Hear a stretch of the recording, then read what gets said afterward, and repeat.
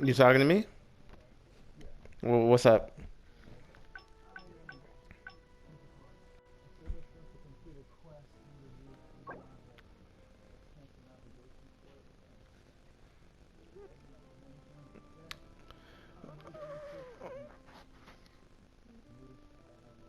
Uh, lo-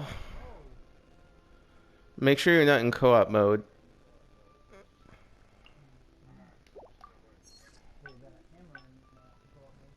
You are in co-op mode? Okay. Give me a second. I'm gonna try to join you again then.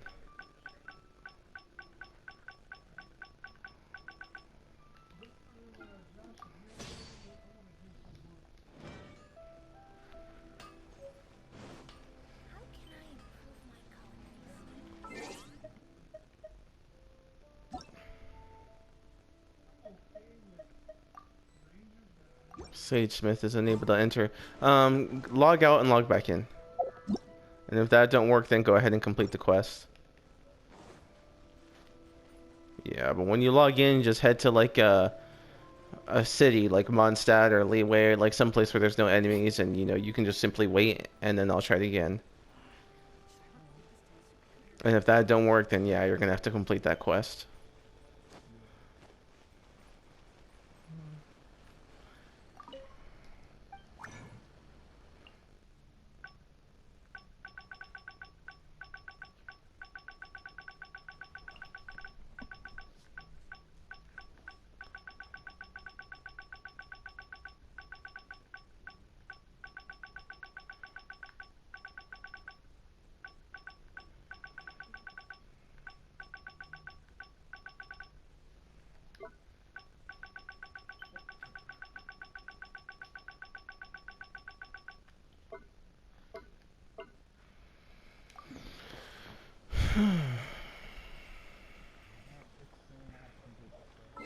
You're back in?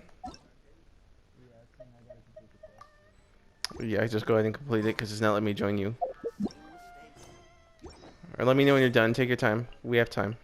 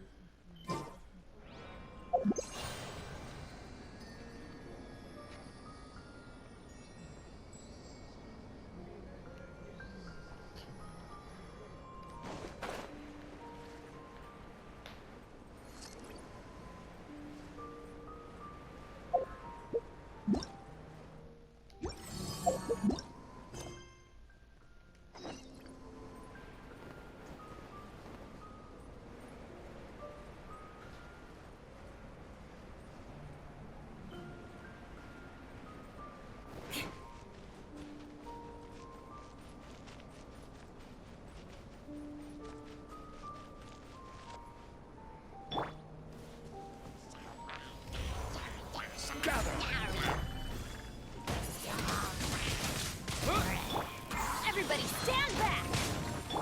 I condemn you!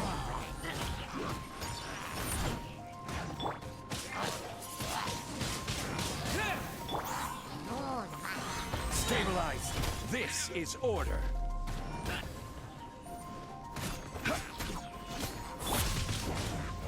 Yeah! Adventure time!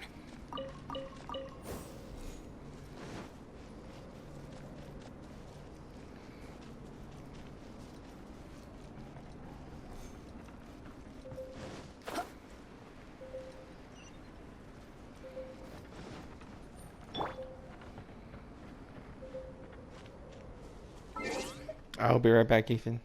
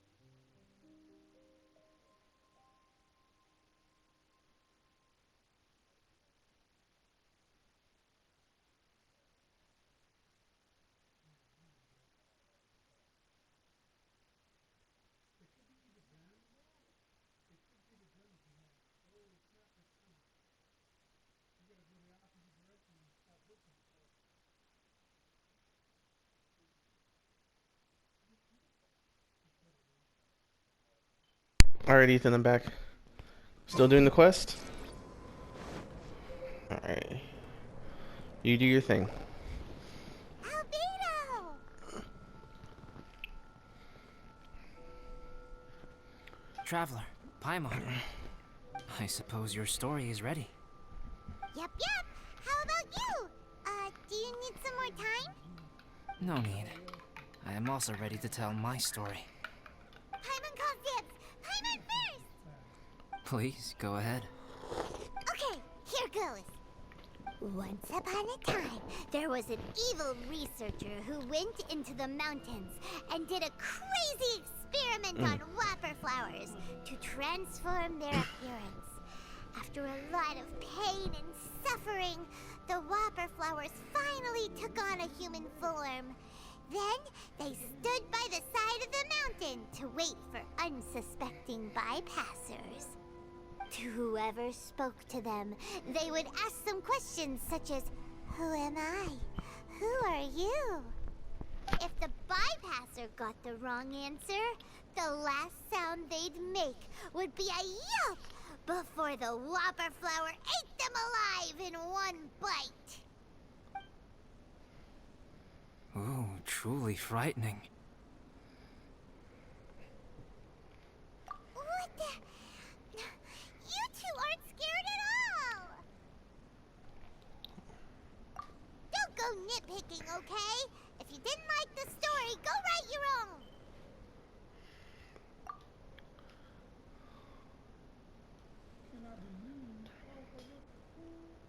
In other words, the whopper flowers would ambush and then completely replace their victims. And then what? Go back to where the person lives? Enter their home? Eat their whole family? Paimon made up this story, but now Paimon's the one who's scared by it. It's a good story. Oh, may I write it down? I may bring it up in future conversations. What for? Just to scare people with? Yes. You've got a real mean streak, Albedo. Mine is a little longer than yours. It starts with an alchemist. A great alchemist once created Subject 1. Subject 1 was her proudest achievement, and successfully blended into human society. No one ever would have thought that this friend of theirs was in fact a synthetic human. However, unbeknownst to Subject 1, the alchemist had tried the same experiment many times before he had come into being. Some of the rejects from failed experiments had been discarded, but had not died. Subject 2 was one such failed experiment. He was swallowed by a great dragon that came to rest upon a snow-swept mountain. Many years later, he was resurrected by the dragon's mysterious power. He saw all kinds of people on the mountain, including Subject 1, who had somehow miraculously blended in among them. Never in Subject 2's wildest imagination had he thought it possible for experimental life forms such as they to deceive everyone so successfully. He saw the way humans accepted Subject 1 as a friend, witnessed their affection as they addressed him by name. This was what Subject 2 wanted. Now, all that Subject 2 desired was to replace Subject 1 and take the joy of his existence for himself. This is giving Paimon the chills. So scary. Subject 2 began to unfold his plan. He stole Subject 1's books and notes and studied all that Subject 1 had learned from the alchemist. Subject 2 was highly intelligent, and he learned quickly. He changed his face into an exact replica of Subject 1's face. Then, he found a plant with mimicry capabilities and transformed it using dragon blood and alchemy. And so, not only did Subject 2 transform his own appearance to perfectly match that of Subject 1, he also created a third entity, Subject 3. What? There's 3 of them now? But Subject 2 wanted to become a perfected human. So, he erased a mark in both his and Subject 3's necks. For these marks were symbols of imperfection. In my view, it was probably a subconscious act, an instinct. He so desperately craved to become a perfect human being that he forgot something. Human beings are defined by their flaws. Subject 2's plan was meticulously crafted. Subject 3 would draw Subject 1's attention. After Subject 1 disposed of Subject 3, he would assume the threat had now disappeared and would let his guard down. The next moment that Subject 1 was alone, Subject 2 would make his move. He would eliminate Subject 1 and become the only one remaining. He would secretly replace the Subject 1 of everyone's memories and inherit his identity, residence, clothing, sword, name, and friends. People would have no idea that the individual they knew had become somebody else from one day to the next. This is way too scary. From one day to the Paimon's next. never gonna be able to trust anyone again. From one day to the next. But just before Subject 2 could carry out his plan, a unique stranger entered the mix. Subject 2 tried to make contact with this person, but found that they could somehow sense he was different from Subject 1. What's wrong? Are you scared? What happened then? What happened to the stranger? He became a new stage in Subject 2's plan. One more person that Subject 2 had to dispose of. It's as if there were 3 identical roses in a garden. Only one of the 3 was a fine specimen, while the other 2 were defective specimens that bore poisonous thorns. In all the world, only the gardener who tended to them could tell which was the good specimen. People do not like poisonous plants. Only a perfect rose can fetch a high price. If the inferior specimens wanted to conceal the fact of their worthlessness, they would have to take the gardener out of the picture, using their poisonous thorns. This is exactly what Subject 2 was thinking. So, he hid in the shadows and waited patiently. Maybe soon, he would get his chance to become truly human.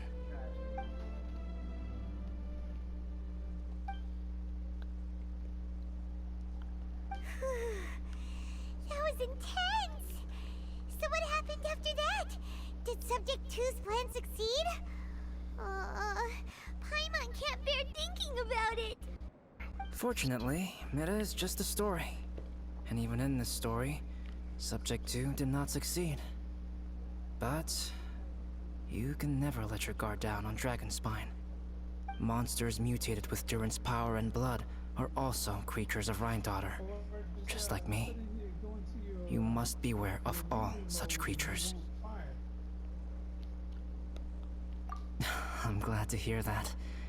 It's okay. I know what I am. You and I are both different, so there is no need for me to hide the truth from you. The only thing is that sometimes, when I think about how mighty the power of alchemy is, I feel so small. As beings who set foot in this world, how arrogant are we in desiring to control our destiny and in desiring to create? Is creation an arrogant act, Traveler? If not, why do we call the ones that created us and control us gods? If it is, then what qualifies us to call ourselves creators? How far must we take our reverence and respect, and what purpose does it serve? Nothing special, but whenever I think about it, I feel a twinge of grief. Poor Albedo. Hello? Traveler, are you here? Hey, is that Amber? Thought we might find you here. We're here to deliver a message from Cyrus. There's gonna be a big event down at the base camp, and they want you there too, Traveler. Winter camp is nearing its end. Apparently, even provisional instructors are required to attend. Looks like we need to go, Albedo. Bye for now. Then I won't keep you. I have some things to attend to here, so forgive me for not seeing you down. Don't worry about it. There have been no issues getting up and down the mountain recently.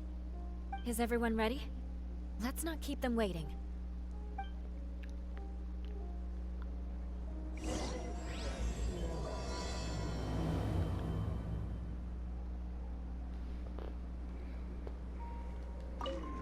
Go ahead. You're one of their instructors, no?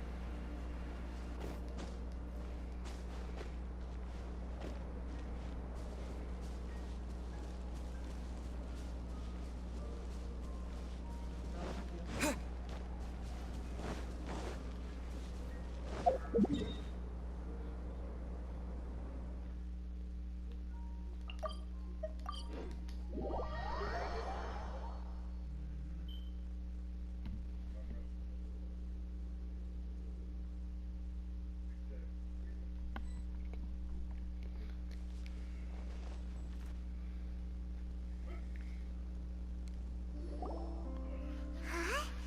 Who is this guy?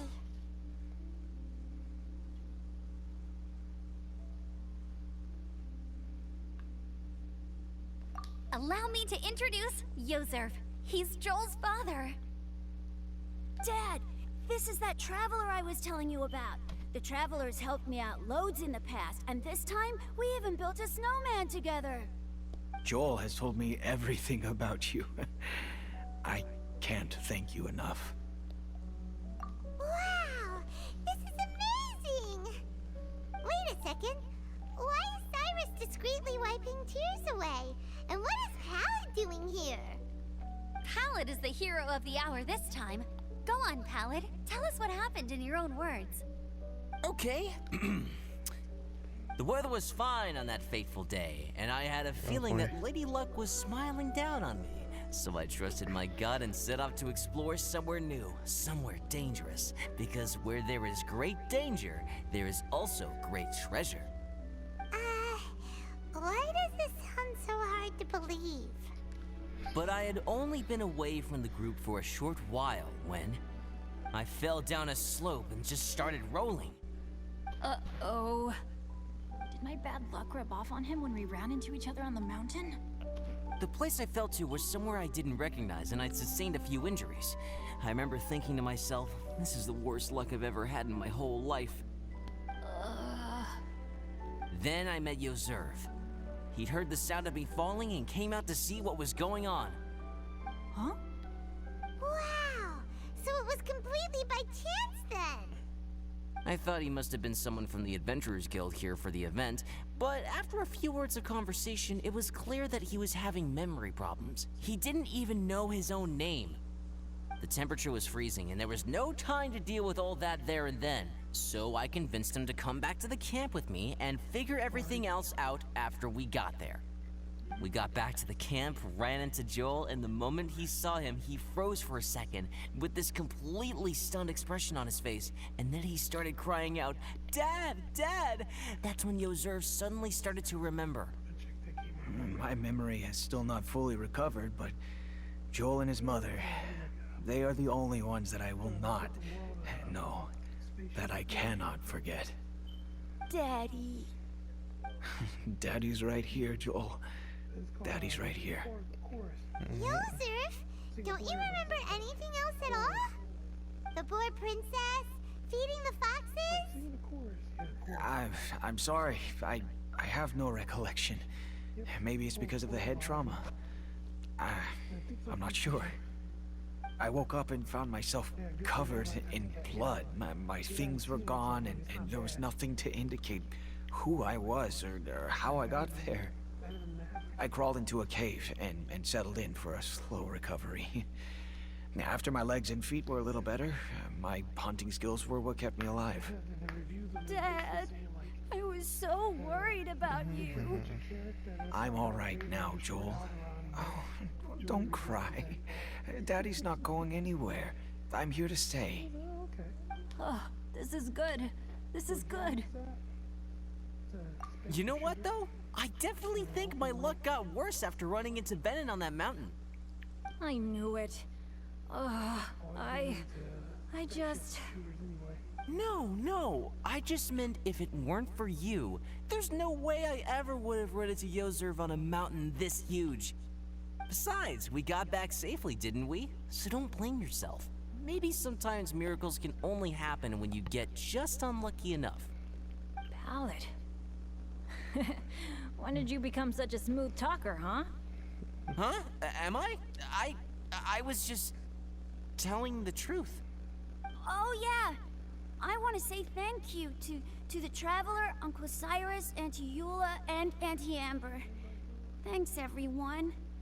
You all helped look after me, and I will always remember it.